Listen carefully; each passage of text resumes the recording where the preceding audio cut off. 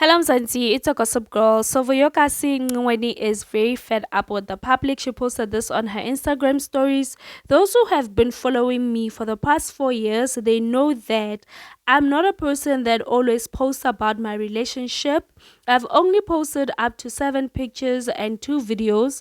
I have thousands of memories, but I choose not to share cause I do not jola for the social media or status. Don't come to my comment and kak on my pictures. So this year, Utano Nostembu is back. I don't know which season, maybe season 6 or 7 or 8. Yeah, but whatever.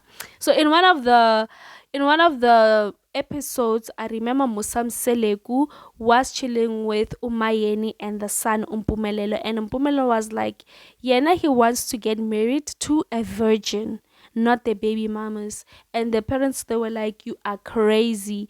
On that very same night, on that particular when that episode aired right on TV, Vuyokazi deleted all the pictures that he had shared with Mpumelelo on her Instagram feed.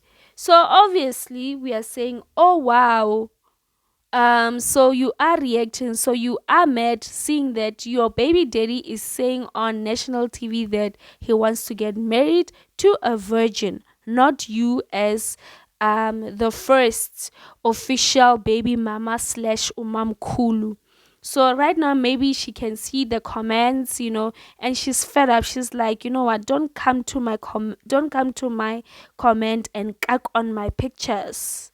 She's really tired. And Vuyokazi Nciweni, she's a very sweet, calm lady, doesn't like drama whatsoever. So maybe it's a good thing that right now her Instagram page is just herself and the kids. It has nothing to do with her relationship or this Tembu situation. It's her brand. And I like this.